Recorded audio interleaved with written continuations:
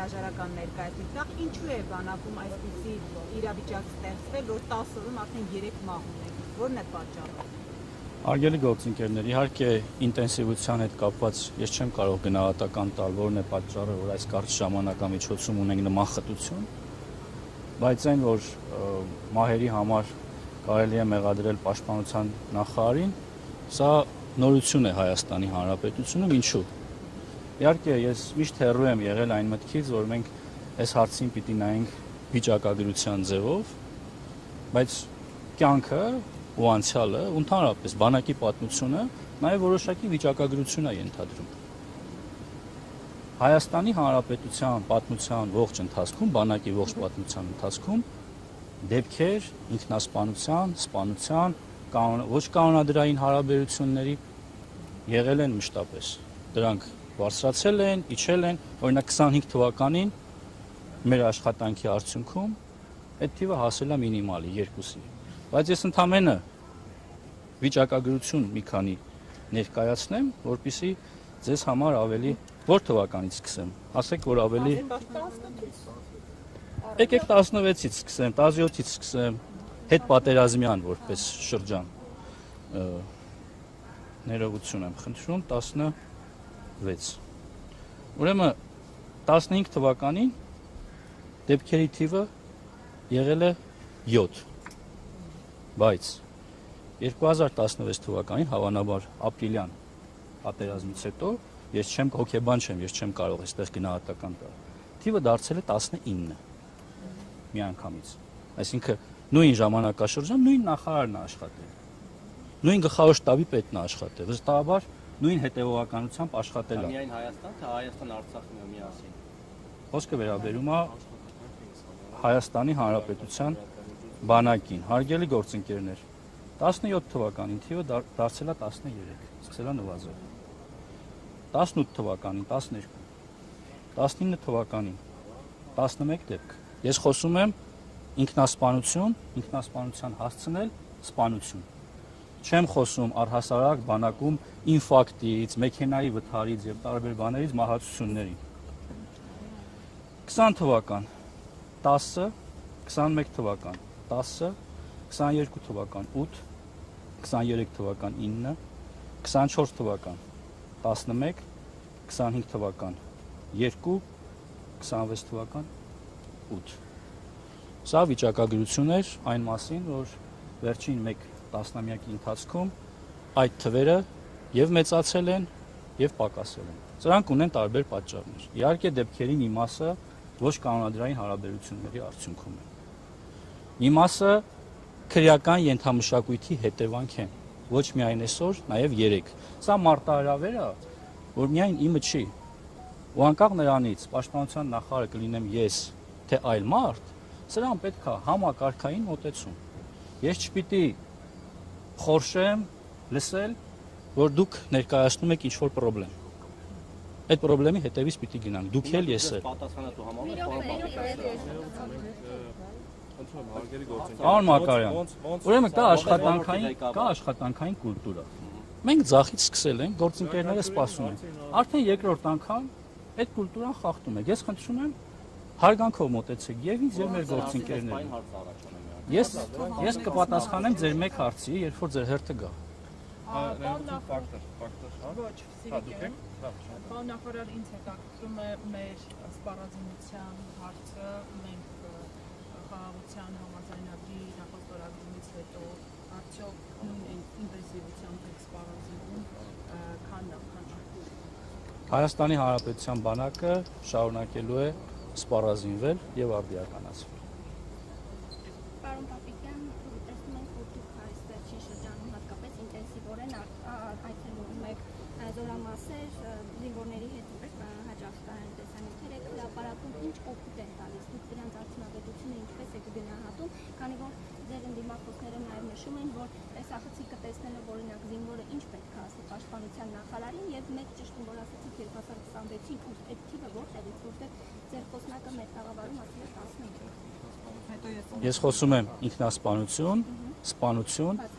եւ ինքնասպանության հասցնել, որովհետեւ մնացած դեպքերը իհարկե կարող են առնչվել բանակի հետ, բայց նորից եմ կրկնում, դրանք կարող են լինել օրինակ զորավարժարանում պայթյունի հետևանքով, կարող են լինել հիվանդության հետևանքով, կարող են լինել էլեկտրահարման հետևանքով, կարող են լինել ավտովթարի հետևանքով։ Իդեպ նման դեպքեր, ընդ որում խոսքը միայն զինվորական մեքենայով չէ, քաղաքացիական մեքենայով, այդ թվում նաև ազատ հերթափոխում, արձակուրդում մարդկանց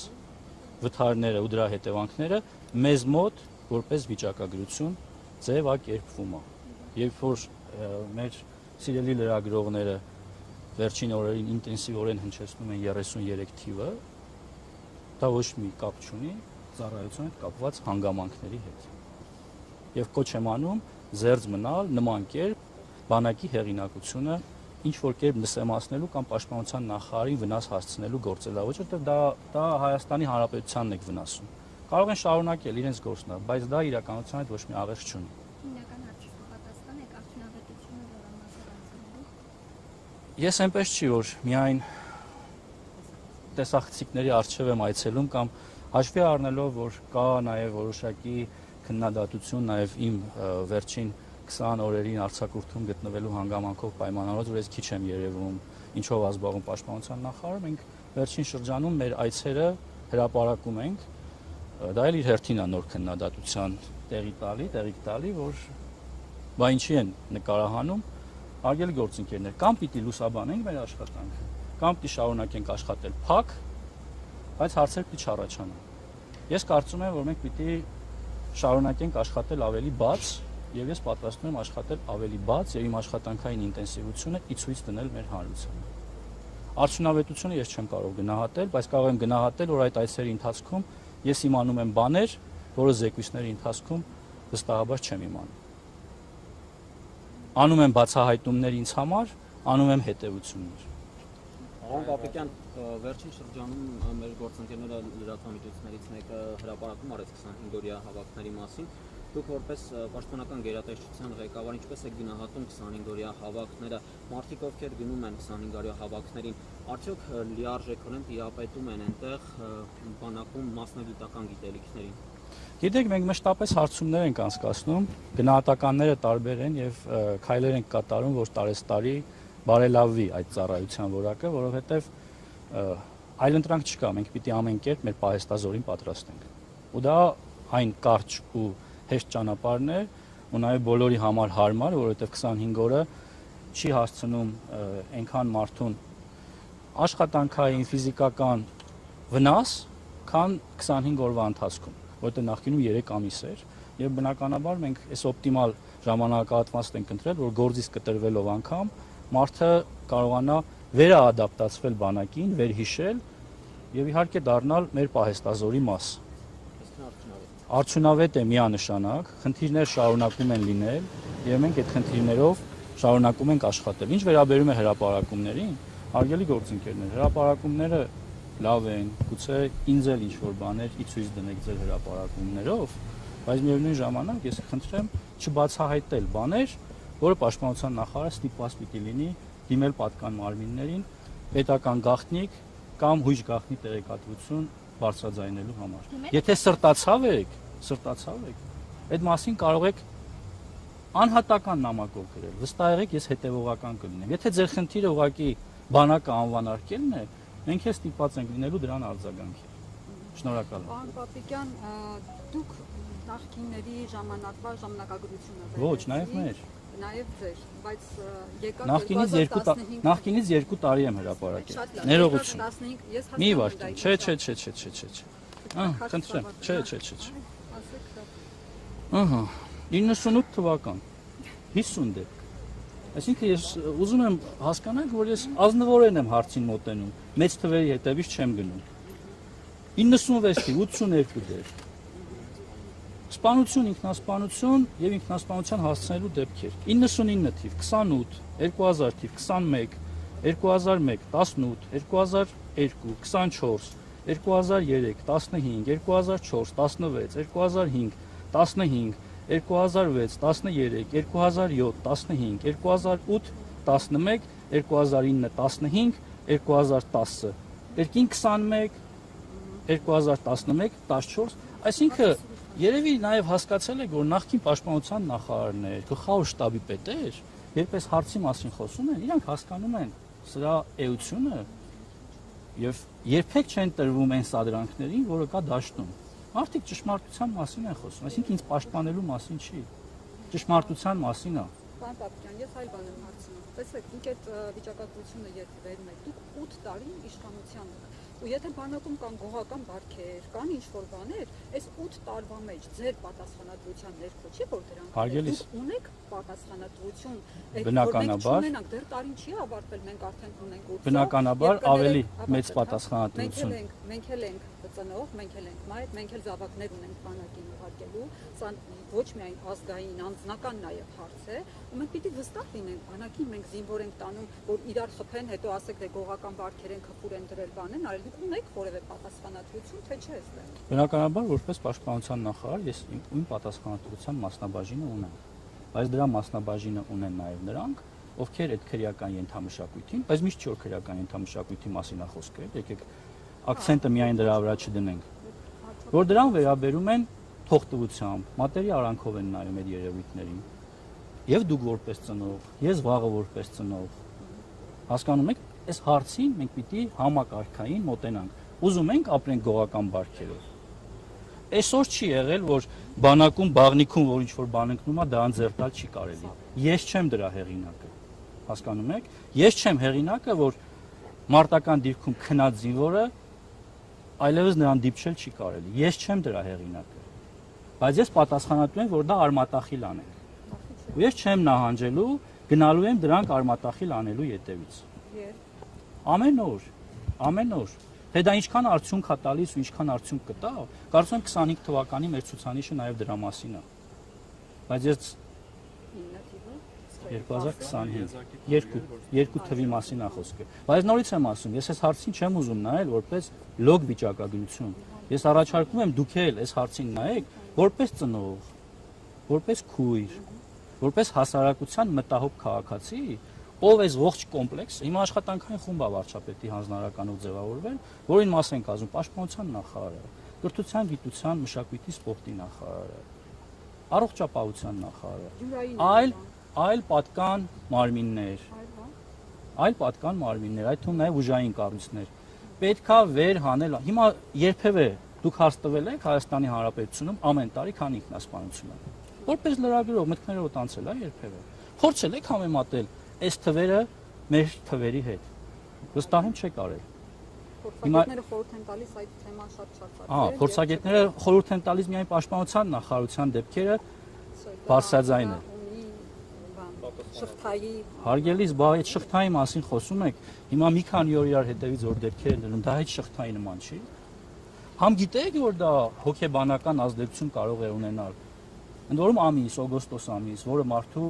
ամենահոգեբանորեն ընկճված ամիսն է համարվում։ Ես հոգեբան չեմ, ես դա գիտեմ հոգեբանների ասելով։ Նկատի ունեմ հիմա չգնանք մասնագիտական դաշտ։ Ես եկեք հարցին պատասխանեմ որպես պաշտպանության նախարար։ Իսկ ինչ վերաբերում է մնացած հարցերին, այդ թվում նաև մնացած պատասխանատվություններին, այո, նաև պատասխանատուներ կան, որ իրենց աշխատանքը գուցե ավելի լավ կարող էին անել։ Եվ դրանք ունեցել են հետևանքներ, առաջիկայում կունենան նաև նոր նշանակներ։ Պարոն նախարար, դուք ըստ էության տարանջատում եք խաղաղ պայմաններում բանակում զոհվածների, ես հիմա ըստ էության թվերը առանձնացնում եք, հա, ինքնասպանություն, սպանությունների դեպքերը խաղաղ պայմաններում զոհվածների մյուս տվից, արդյոք այս տարանջատումը ինչին է օրինակ թվերը։ Ես լավ չհասկացա, խնդրում եմ։ Դուք մենակ նախարարից կասեմ հացիությունը, պաշտպանության նախարարություն միակ կապությունն է, որ եւ ծառայությունը կապված է հիմա ինքնասպանությունների եւ սպանությունների թվերն են։ Այո։ Բայց խաղաղ պայմաններում զոհերի թիվը ասում եք պետք Զոհը ինչ է կներեք, էլի։ Զոհ տերմինը ինչ է։ մահացողները։ Մահանալն ու զոհվելը նույն բաներն են։ Այսինքն ավտովթարը զոհ չի։ Քաղաքացիական բանալու։ Հարգելիս, երբ մենք խոսում ենք վիճակագրության մասին, ես խոսեցի, որ կարող է մարդը հիվանդությունից, մենք գործ ունենք տասնյակ հազարավոր անդամներ ունեցող համակարգի մասին, որտեղ ծառայում են 18-ից մինչև 65 եւ ավելի նույնիսկ երբեմն տարիք ունեցող մարդիկ, ովքեր ունեն հիվանդություններ, սրտանոթային, տառապում են այլ հիվանդություններով, մեքենա են վարում, վթարվում են, Վիրավորվում են եւ մահանում են։ Բա ինչ եք այդ մարդկանց տանում։ Ես իմ հարցը Արգելից ուր եմ տանում։ Ներողություն էլի, դիցուկ քաղաքացի, ով ծառայում է Հայաստանի Հանրապետության բանակում։ Իր մեքենայով վթարվում է ու մահանում է։ Իրանց տանը ընտանիքով։ Ես դրա մասին Ընտանիքով է վթարում նույնիսկ, դրան դեպքեր էլ ունենք։ Հիմա ասում դուք ինչու եք տարան։ Ոչ, դուք եք ծայրահեղացնում։ Կարելի է իմ Այո, հարցը։ իհարկե։ Մարդիկ ասում են, որ իրավապաշտպանները, նաև ծնողները, որ մենք բանակին երեխա ենք տալիս եւ այդ երեխաները մահանում են։ Դուք ասում եք, որ ինչու եք տարանջատում ըստ էության նվազեցնելով պատասխանատվությունը եւ ասում եք սա ծառայության հետ ինչ կապ ունի, արդյոք չեք տեսնում այդ կապը եւ մարդիկ բանակ են ուղարկում երեխային։ Դուք ասում եք հիվանդությունների Ձեր հարցը անկեղծ եք տալիս։ Որովհետեւ հնչում է այդ Այդ տեսակետը, դեպքում ներողություն եմ խնդրում։ Եթե ես այդ հարցին նայեի, այն դիտանկյունից որ դուք եք ներկայացնում, լսեք։ Լսեք, խնդրում եմ լսեք։ Ձեզ հակադարձում եմ։ Խնդրում եմ լսեք։ Եթե ես հարցին նման կերպ նայեի, ես այսօր ձեզ հետ խոսելիս վիճակագրությունը նաև ներկայացնելիս կասեի, հարգելի վերաբերողներ, սիրելի հանրություն, այդ վիճակագրության մեջ ժամկետային զինծառայողները 4-ն են։ Մնացածը պայմանագրային ու տարբեր կոչումներ ունեցող տարբեր տարիքային խմբերի զինծառայողներ են, բայց ես դրա մասին չեմ խոսել։ Ձեր հաշվարկով կամ ձեր մեթոդաբանությամբ բոլորը 18-ից 20 տարեկան երեխաներ են կամ տղաներ են։ Այդպես չի։ Ես նշում եմ, որ ձեր նշած վիճակագրության մեջ տարբեր տարիքային խմբերում գտնվող ու տարբեր պատճառներով եղած դեպքերն են, որը Պաշտպանության նախարարությունը ի տարբերություն որևէ այլ կառույցի։ Հիմա դուք երբևէ վիճակագրություն լսել եք X մարդ, հիմա չասեմ, լավ փրկարար ծառայությունը տարեկան քանի հոգի է մահանում, ունեք նման վիճակագրություն։ Չի հայտարարվել դա, մենք պատերազմական երկրում ենք ապրել, այդ վիճակագրությունը զգայուն ա եղել, ամեն տարի այդ վիճակագրությունը ներկայացվել է, բայց նորից եմ ասում, ինչ կապ ունի Պաշտպանության նախարարը, եթե մարդը ինֆարկտից մահանում է։ Ինչ կապ ունի գլխավոր շտաբի պետը, եթե մարդը իր մեքենայով վթարվել է։ Իսկ եթե 5 տարի նույն ինքնասպանության հասցնելու դեպքերը չեն նվազում, նախարարը կապ չունի, դուք չեք իրականացնում Դուք լսեցիք վիճակագրությունը։ պաշտպանական քաղաքականությունը։ Դուք լսեցիք վիճակագրությունը։ Այո։ Իմ նշած վիճակագրությամբ 2025 թվականին այդ դեպքերը դարձել են 2։ Ես շնորհակալ եմ ձեզ հարցի համար։ Այսինքն դուք կարծում եք, որ դուք Ես բարելավել եք պատասխանեցի ձեր հարցին։ Ես շարունակելու եմ հետևողական այդ ոչ թե թիվը դեպքերը պակասեցնելու ճանապարհով։ Շնորհակալ եմ։ Պարոն Պապիկյան, խոսում եք բանակի հեղինակությունից, բայց այս Բաժան արիստում։ Դուք խոսում եք բանակի հեղինակությունից, ես հիշեցնեմ ձեր հեսայցերից լուսանկարներ, որտեղ դուք կանած եք եւ զինվորականը այսպես բաց ձեռքերով գոտին այսպես կիսաարձակած, մի քիչ ոչ պատշաճ տեսքով է ձեզ դիմավորում, այստեղ ասինգլ խարկը չէր դրել ռազմականի պետը եւ այլն, ու այսպեսի շատ դրվագներ կան, առհասարակ բանակի տեղեկություններ կան, որ այն սպայական անձնակազմը, որը ունենք նախկինում լավ կանված, բայց ունենք որակյալ սպայական անձնակազմ, որոնց հանդեպ հարգանք կար եւ նաեւ զինվորները 18 տարեկան 20 տարեկանները իրենք հարգանքով են վերաբերում այդ սպաներին, իսկ հիմա այդ հարգանքը չկա եւ այդ առումով արժե զրկվել է բանակի դերն ու նշանակությունը իդեմս նաեւ սպայական անձնակազմի։ Շատը դրա համար են ձեզ քննադատում, այս մասով ինչ կասեք, նաեւ վարժական հավաքների մասով ես էլ ծանոթներն ունեմ, որ գնում գալիս են այնպեսի բաներ են պատմում, որ ես չգիտեմ պետական գաղտնիք է թե չէ, որ հրապարակեն, բայց իսկապես չեմ պատմում։ Լավն էլ կա, բայց բարձի թողի վիճակ են պատմում, ընդ որում ասում են կոռուպցիոն սխեմաներ են գործում, այդ վարժական դիրքերում։ Իսկ մի անգամ չեք շատ վերահսկողություն չկա։ Ինչի դիմել եմ, արի ես շփվում եմ բարբերաբար, դա չի հարցը։ Դե մենք փագենք, մենք չենք լսել, որ ինչ որ բան որ բարձրաձայն է։ Այսինքն այդ մասով նաև որ ձեր սպաներից մարդիկ կան, որոնք որ ուտելիքների մնացածի վրա լավ փող են աշխատում, որ վերահսկողություն չկա, բարձի թողի վիճակ է, ուղարկում եք դիրքեր տերելնող չկա եւ այլն։ Սրա մասով առանցի։ Մեկը դուք որ խոսեցիք գողական բարքից, գուցե սա ձեզ համար շատ տհաճ թեմա է, բայց ես հիշեցի տարիներ առաջ մամուլում մի հրապարակում ձեր մասին, որ դուք ձեր ծառայության ընթացքում դանակահարել եք ձեր ծառայացին, հետո դատական գործ է բացվել եւ այլն։ Այ եթե դա իսկապես ճիշտ է այդպես եղել է, դուք օրինակ այդ ժամանակ գողական բարքերով եք առաջնորդվել, այս ժամանակ էլ կային, հիմա էլ կան, ասեն այս տարիների ընթացքում 10 տարվա ընթացքում բան չի։ Պարոն Ակայան, ես ծառայել եմ ռուսական բանակում, այնտեղ ընդհանրապես գողական բարքեր գոյություն չունեն։ Բայց դանակահարության դեպքին չի մարդն է եղել։ Այնտեղ կան երկու ազգության մարդիկ, Հայաստանի Հանրապետության քաղաքացիներ եւ այն ժամանակ Ռուսաստանի Հանրապետության քաղաքացիներ։ որոշ դեպքերում այդ թվում նաև միջանձնային եւ անձնական հողի վրա անհամաձայնություններ առաջացել են, իսկ ինչ վերաբերում է կոնկրետ հնչած մեղադրանքներին, ես երբևէ նման մեղադրանք չեմ ընդունել։ Եվ այո, ես նման բան չեմ արել։ Եվ հիմա դա չեմ շարունակում եմ ձեր նախորդ հարցը։ Ուրեմն ես խորհուրդ կտամ ձեզ մնալ մեր սպաներին անվանարկելուց, խնդրում եմ։ Եթե ունեք կոնկրետ դրվագներ, մենք պատրաստ ենք յուրաքանչյուր այդ թվում նաև ուտելիք գողացող սպաների մասին։ Մի հատ անուն տվեք ուղղակի ու տեսեք, եթե դա ճշմարտություն է, ինչա լինում այդ մարդու հետ։ Գուցե ուղիղ սպա չի, հրամանատարական կազմից չի, այլ հրամանատարական մասը։ Լավ թող ենթասպա լինի։ Դուք անունը տվեք։ Ես պատրաստ եմ դիմել ռազմական ոստիկանություն, թող բացահայտում լինի, քրեական գործ լինի, մեր գործընկեր լրատվականներից մեկն էլ իմ նկարը դնի, ասի բանակում բենզին են գողանում։ Որտե գողամել հավելագրում են անում, ասում են ավելորդ Չէ, բերում դիրքերում լցնում են, որի բանը չկա, գուցե այնտեղ այսինքն ավել են։ Եվ շարունակությունը։ Դրվագը, որի մասին խոսում եք, ուրեմն ես մտել եմ զորամաս անսպասելի։ Որպես կանոն, եթե ես մտնում եմ X զորամիավորում, առաջին երկու զորամասը հաջողվում է անսպասելի մտնել, նրանից հետո բոլորը պատրաստ են լինում։ Իսկ երբ անսպասելի մտնում ես, մանավանդ խոսում եք նորակոչիկ ժամկետային զինծառայողների մասին, որոնք զորակոչվել էին նախորդ օրը։ Ես անսպասելի մտել եմ, իրենք ճաշարան էին գնում, շարքի առաջ կանգնած, բնականաբար կարող է ունենալ նաև այդ տղան թերություններ։ Հիմա ես ասեմ, գիտեք, ես պաշտպանության նախարարս եկել եմ, դա ինչ կուլտուրա է, ինձ ոնց են դիմավորում, բոլորը զգաստու ռեմենները ձգեք, գործ ունենք, ասում եմ, 1 օր ծառայով տղերքի հետ։ Հա ես տեսել եմ այդ քննադատությունները, բայց հարկ չեմ համարել դրան պատասխանելու, որովհետև այնտեղ մեղադրական որևէ բան չկա։ Շատ լավ է, որ ուշադիր է մեր հասարակությունը եւ պահանջում է կարգուկանոն։ Ես էլ եմ պահանջում կարգուկանոն ու հետեւական եմ լինելու, որ կարգուկանոնը շարունակաբար ավելի ամրանա։ Մի բան էլ ճշտեմ։ Եվ շնորհակալություն։ Մի բան էլ ճշտեմ։ Ճամբարակի դեպքով դուք ինչ կասեք, այդ մարդիկ զինվորներ ինչու են փողոցում։ Դրանով կա եւ ծառայական քննություն եւ քննություն, որտեղ եթե պատասխանատուներ կան, անպայման պատժվելու են։ Համեցեք։ Չէ, բայց ծախից հետո եթե հարց չունեք, բայց հետո նրանցից կտամ, որ մեր Պարոն նախարար, մենակ խնդրում եմ այսքան դուք ներկայացրիք թվերը 2016 թվականից հետո մինչև 2026 թվականը հետո սկսեցի 95-ից, որտեղից վիճակագրություն կա, ես 50-80 դրանց մասին լսեցի, բայց տեսեք 20 թվականին, 21 թվականին, 22 թվականին, երբ որ դուք ընթերցեցիք հետ պատերազմյան շրջան էր 8-10 թվերը, եթե ես ճիշտ եմ հիշում, բայց հիմա շատ ավելի շատ է, քան հետ պատերազմյան շրջանում։ Դուք այդ ամեն ինչը ինչով եք բացատրում եւ դուք ունեք օրինակ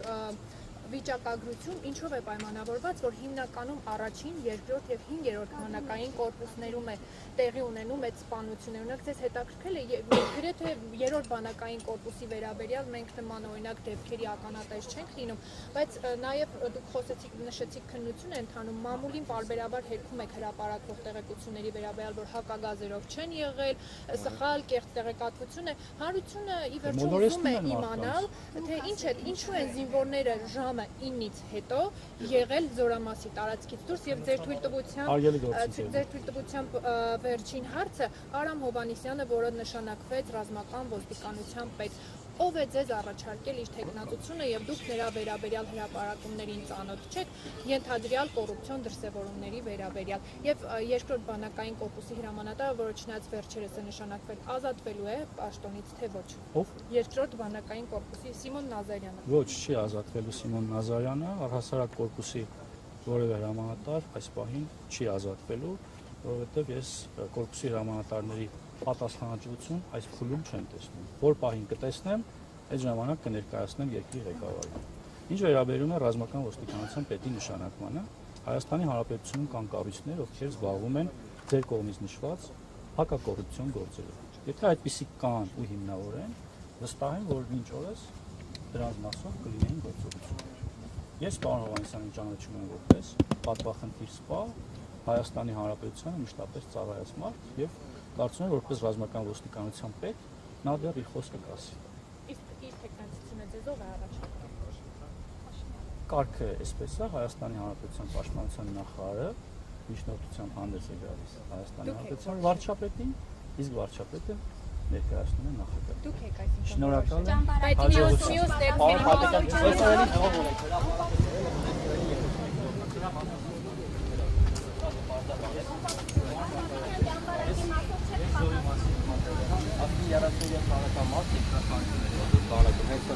Ես կբարձեմ հրապարակում։ Պապիկյան ճամբարակի մասով այդ քննությունը ժողովրդի